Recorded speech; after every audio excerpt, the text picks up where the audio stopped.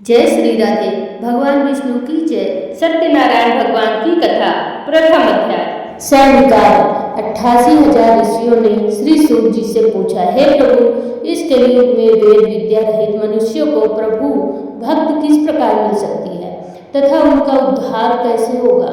ये मुनि श्रेष्ठ, कोई ऐसा तप बताइए जिससे थोड़े समय में ही पुण्य मिल सके और मनवांछित फल मिल जाए। इस प्रकार की कथा सुनने की हम इच्छा रखते हैं। सर्वशास्त्रों के ज्ञाता सूत जी बोले, हे वैष्णव, मैं पूज्य आप सभी ने प्राणियों के हित की बात पूछी है, इसलिए मैं एक ऐसे श्रेष्ठ व्रत को आप लोगों को बताऊंगा जिसे नारद जी ने लक्ष्मी जी से पूछा था और लक्ष्मीपति ने मुनि श्रेष्ठ नारद जी से कहा था। आप सब इसे ध्यान से सुनिए। एक समय की बात है, योगी राज नारद जी दूसरों के हित की इच्छा के लिए अनेकों लोकों में घूमते हुए मृत्युलोक में आ पहुँचे।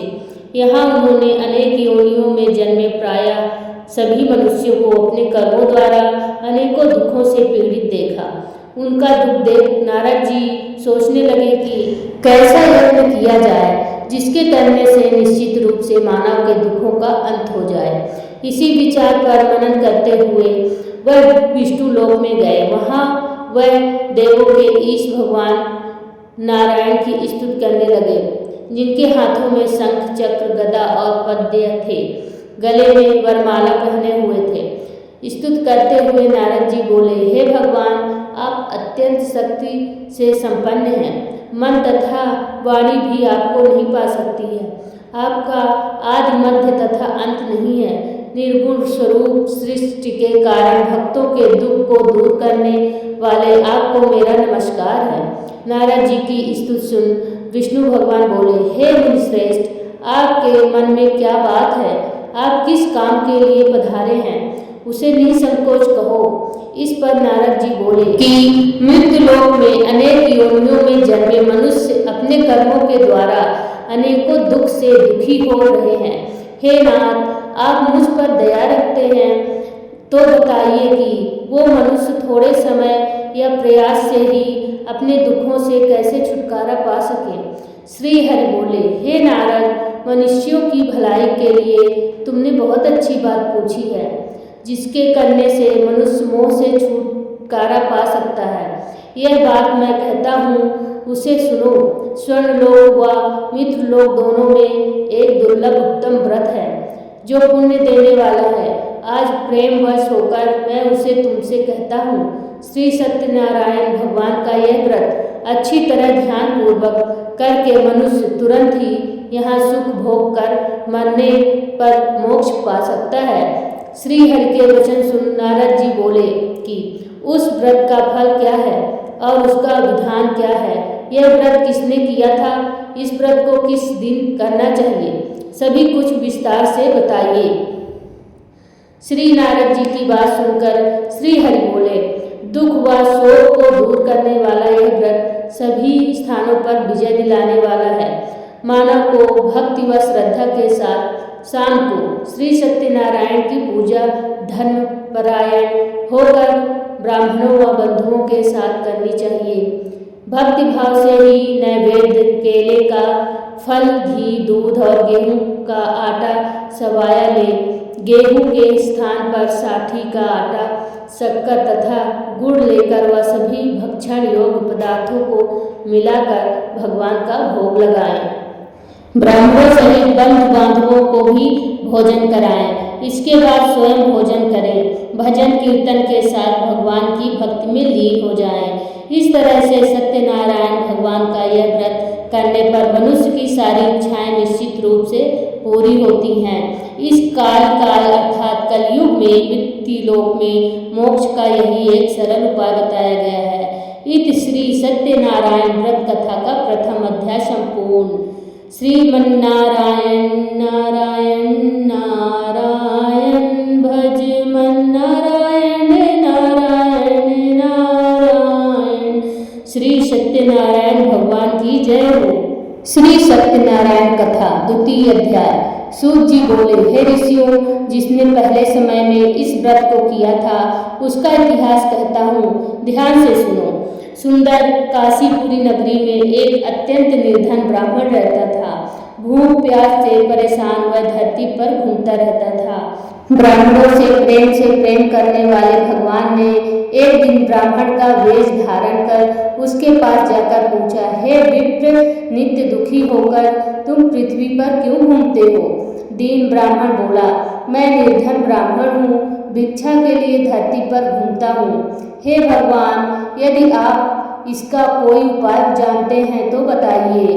वृद्ध ब्राह्मण कहता है कि श्री सत्यनारायण भगवान मनोवांछित फल देने वाले हैं, इसलिए तुम उनका पूजन करो। इसे करने से मनुष्य सभी दुखों से मुक्ति हो जाता है। वृद्ध ब्राह्मण बनकर आए सत्यनारायण भगवान उस निर्धन ब्राह्मण को व्रत का सारा विधान बताकर अंतर ध्यान हो गए। ब्राह्मण मन ही मन सोचने लगा कि जिस व्रत को वृद्ध ब्राह्मण करने को कह गया है उसे जरूर करूँगा। यह निश्चित करने के बाद उसे रात में नींद नहीं आई। वह सवेरे उठकर सत्यनारायण भगवान के व्रत का निश्चय कर भिक्षा के लिए चला गया। उस दिन निर्धन ब्राह्मण को भिक्षा में बहुत धन मिला, जिससे उसने बंधु बांधवों के साथ मिलकर श्री सत्यनारायण भगवान का व्रत संपन्न किया। भगवान सत्यनारायण का व्रत संपन्न करने के बाद वह निर्धन ब्राह्मण सभी दुखों से छूट गया और अनेक प्रकार की संपत्तियों से युक्त हो गया। उसी समय से यह ब्राह्मण हर माह इस व्रत को करने लगा। इस तरह से सत्यनारायण भगवान के व्रत को जो मनुष्य करेगा वह सभी प्रकार के पापों से छुटकारा मोक्ष को प्राप्त होगा। जो मनुष्य इस व्रत को करेगा वह भी सभी दुखों से मुक्त हो जाएगा। सूत जी बोले कि इस तरह से नारद जी ने नारायण जी का कहा हुआ श्री सत्यनारायण व्रत को मैंने तुमसे कहा है। हे विप्रो, मैं अब और क्या कहूँ? ऋषि बोले, हे मुनिवर, संसार में उस विप्र से सुनकर और किस किस ने इस व्रत को किया है, हम सब इस बात को सुनना चाहते हैं। इसके लिए हमारे मन में श्रद्धा का भाव है। सूत जी बोले, हे मुनियों, जिसने इस व्रत को किया है वह सब सुनो।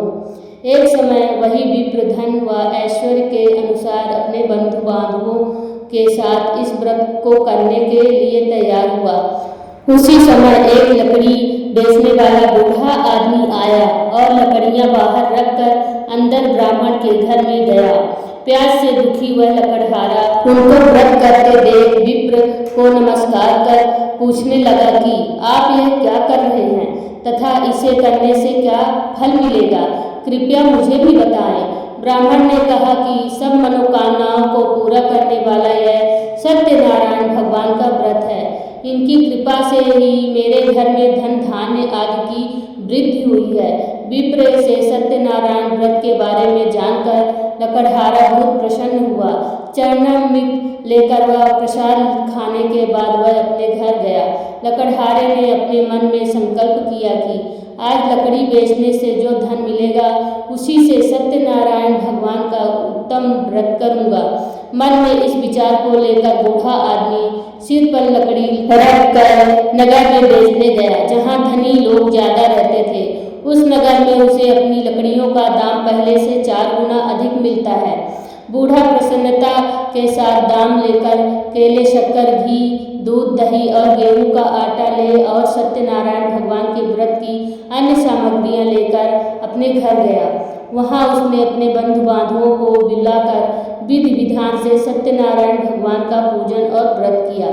इस व्रत के प्रभाव से वह बूढ़ा लकड़हारा धन, पुत्र आदि से युक्त होकर संसार के समस्त सुख भोग अंतकाल में वैकुंठ धाम चला गया।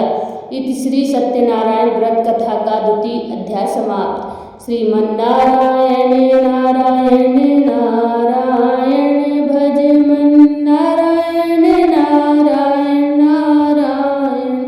श्री सत्यनारायण भगवान की जय हो। श्री सत्यनारायण व्रत कथा 3 अध्याय। सूत जी बोले, हे श्रेष्ठ मुनियों, अब आगे की कथा कहता हूँ। पहले समय में उल्कामुख नाम का एक बुद्धिमान राजा था। वह सत्य वक्ता और जितेंद्रिय था। प्रतिदिन देव स्थानों पर जाता और निर्धनों को धन देकर उसके कष्ट दूर करता था। उसकी पत्नी कमल के समान मुख वाली तथा सती साध्वी थी। भद्रशिला नदी के तट पर उन दोनों ने श्री सत्यनारायण भगवान का व्रत किया। उसी समय साधु नाम का एक वैश्य आया। उसके पास व्यापार करने के लिए बहुत सा धन भी था। राजा को व्रत करते देखकर वह विनय के साथ पूछने लगा, हे राजन, भक्ति भाव से पूर्ण होकर आप यह क्या कर रहे हैं? मैं सुनने की इच्छा रखता हूँ, तो आप मुझे बताएं। राजा बोला, हे साधु, अपने बंधु बांधवों के साथ पुत्रादि की प्राप्ति के लिए एक महाशक्तिमान श्री सत्यनारायण भगवान का व्रत व पूजा कर रहा हूँ। राजा के वचन सुन साधु आदर से बोला, हे राजन, मुझे इस व्रत का सारा विधान कहिए। आपके कथनानुसार मैं भी इस व्रत को करूँगा। मेरी भी संतान नहीं है और इस व्रत को करने से निश्चय रूप से मुझे संतान की प्राप्ति होगी। राजा से व्रत का सारा विधान सुन व्यापार से निवृत्त हो वह अपने घर गया। साधु वैश्य ने अपनी पत्नी को संतान देने वाले इस व्रत का वर्णन कर सुनाया और कहा कि जब मेरी संतान होगी तब मैं इस व्रत को करूँगा। साधु ने इस तरह के वचन अपनी पत्नी लीलावती से कहे। एक दिन लीलावती पति के साथ आनंदित हो सांसारिक धर्म में प्रवृत्त होकर सत्यनारायण भगवान की कृपा से गर्भवती हो गई। 10वें महीने में उसने गर्भ से एक सुंदर कन्या का जन्म हुआ। दिनों दिन वह ऐसे बढ़ने लगी जैसे कि शुक्ल पक्ष का चंद्रमा बढ़ता है। माता पिता ने अपनी कन्या का नाम कलावती रखा। एक दिन लीलावती ने मीठे शब्दों में अपने पति को याद दिलाया कि आपने सत्यनारायण भगवान के जिस व्रत को करने का संकल्प किया था उसे करने का समय आ गया है। आप इस व्रत को करिए। साधु बोला कि हे प्रिय, इस व्रत को मैं उसके विवाह पर करूँगा। इस प्रकार अपनी पत्नी को आश्वासन देकर वह नगर को चला गया। कलावती पिता के घर में रह दिनों दिन बड़ी होने लगी। साधु ने एक बार नगर में अपनी कन्या को सखियों के साथ देखा तो तुरंत ही दूत को बुलाया और कहा कि मेरी कन्या के योग वर देखकर आओ। साधु की बात सुनकर दूत कंचन नगर में पहुंचा और वहां देखभाल कर लड़की के सुयोग वाणी पुत्र को ले आया। सुयोग लड़के को देख साधु ने बंधु बांधवों को बुलाकर अपनी पुत्री का विवाह कर दिया। लेकिन दुर्भाग्य की बात यह कि साधु ने अभी भी श्री सत्यनारायण भगवान का व्रत नहीं किया। इस पर श्री भगवान क्रोधित हो गए और श्राप दिया कि साधु को अत्यधिक दुख मिले। अपने कार्य में कुशल साधु बनिया जमाई को लेकर समुद्र के पास स्थित होकर रत्नासारपुर नगर में गया। वहां जाकर दामाद ससुर दोनों मिलकर चंद्रकेतु राजा के नगर में व्यापार करने लगे। एक दिन भगवान सत्यनारायण की माया से एक चोर राजा का धन चुराकर भाग रहा था। उसने राजा के सिपाहियों को अपना पीछा करते देख चुराया हुआ धन वहां रख दिया जहां साधु अपने जमाई के साथ ठहरा हुआ था। राजा के सिपाहियों ने साधु वैश्य के पास राजा का धन पड़ा देखा तो वह ससुर जमाई दोनों को बांधकर प्रसन्नता से राजा के पास ले गए और कहा कि इन दोनों चोरों को हम पकड़ लाए हैं, आप आगे की कार्यवाही की आज्ञा दें। राजा की आज्ञा से उन दोनों को कठिन कारावास में डाल दिया गया और उनका सारा धन भी उनके पीछे छीन लिया गया। श्री सत्यनारायण भगवान के श्राप से साधु की पत्नी की भी बहुत दुखी रहने लगी। घर में जो धन रखा था उसे चोर चुरा ले गए। शारीरिक तथा मानसिक पीड़ा व भूख प्यास से अति दुखी हो अन्न की चिंता में कलावती एक ब्राह्मण के घर गई। वहां उसने श्री सत्यनारायण भगवान का व्रत होते देखा। फिर कथा भी सुनी। वह प्रसाद ग्रहण कर रात को घर वापस आई। माता ने कलावती से पूछा कि हे पुत्री, अब तक तुम कहाँ थी? तेरे मन में क्या है? कलावती ने अपनी माता से कहा, हे माता, मैंने एक ब्राह्मण के घर में श्री सत्यनारायण भगवान का व्रत देखा है। कन्या के वचन सुनकर लीलावती भगवान के पूजन की तैयारी करने लगी। लीलावती ने अपने परिवार व बंधुओं सहित सत्यनारायण भगवान का पूजन किया और उसने वर मांगा कि मेरे पति तथा जमाई शीघ्र घर आ जाएं। साथ ही यह भी प्रार्थना की कि हम सब का अपराध क्षमा करें। श्री सत्यनारायण भगवान इस व्रत से संतुष्ट हो गए और राजा चंद्रकेत को सपने में दर्शन देकर कहा, हे राजन, तुम उन दोनों वैश्यों को छोड़ दो और तुमने उनका जो धन लिया है उसे वापस कर दो। अगर तुमने ऐसा नहीं किया तो मैं तुम्हारा धन, राज व संतान सभी को नष्ट कर दूंगा। राजा को यह सब कहकर भगवान अंतर ध्यान हो गए। प्रातःकाल सभा में राजा ने अपना सपना सुनाया। फिर बोले कि बड़ी पुत्रों को कैद से मुक्त कर सभा में लाओ। दोनों ने आते ही राजा को प्रणाम किया। राजा मीठी वाणी में बोला, हे महानुभवों, भाग्यवश ऐसा कठिन दुख तुम्हें प्राप्त हुआ है, लेकिन अब तुम्हें कोई भय नहीं है। ऐसा कह राजा ने उन दोनों को नए वस्त्र आभूषण भी पहनाए और जितना धन उनका लिया था उससे 2 गुना धन वापस कर दिया। दोनों गए से अपने घर को चल दिए। इत श्री सत्यनारायण व्रत कथा का 3रा अध्याय संपूर्णम। श्रीमन्नारायण नारायण हरि हरि, भजे मन नारायण नारायण हरि हरि। श्री सत्यनारायण भगवान की जय हो। श्री सत्यनारायण कथा 4th अध्याय। सूत जी बोले, वैश्य ने मंगलाचार कर अपनी यात्रा आरंभ की और अपने नगर की ओर चल दिए। उनके थोड़ी दूर जाने पर एक दंडी वेशधारी श्री सत्यनारायण ने उनसे पूछा, हे साधु, तेरी नाव में क्या है? अभिमानी वणिक हंसता हुआ बोला, हे दंडी, आप क्यों पूछते हो? क्या धन लेने की इच्छा है? मेरी नाव में तो बेल व पत्ते भरे हुए हैं। वैश्य के कठोर वचन सुन भगवान बोले, तुम्हारा वचन सत्य हो। दंडी ऐसे वचन कह वहां से दूर चले गए। कुछ दूर जाकर समुद्र के किनारे बैठ गए। दंडी के जाने के बाद साधु वैश्य ने नित्य क्रिया के पश्चात नाव को ऊंची उठते देखकर अचंभा माना और नाव में बेल पत्ते आदि देख वह मूर्छित हो जमीन पर गिर पड़ा। मूर्छा खुलने पर वह अत्यंत शोक में डूब गया। तब उसका दामाद बोला कि आप शोक न मनाएं, यह दंडी का श्राप है, इसलिए हमें उनकी शरण में जाना चाहिए, तभी हमारी मनोकामना पूरी होगी। दामाद की बात सुनकर वह दंडी के पास पहुंचा और अत्यंत भक्तिभाव से नमस्कार करके बोला, मैंने आपसे जो असत्य वचन कहे थे उनके लिए मुझे क्षमा दे। ऐसा कहकर महान शोकातुर रोने लगा। तब दंडी भगवान बोले, हे बड़ी पुत्र, मेरी आज्ञा से बार बार तुम्हें दुख प्राप्त हुआ है, तू मेरी पूजा से विमुख हुआ।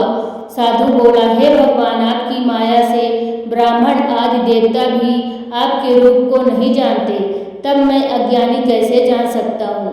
आप प्रसन्न होइए, अब मैं सामर्थ्य के अनुसार आपकी पूजा करूँगा।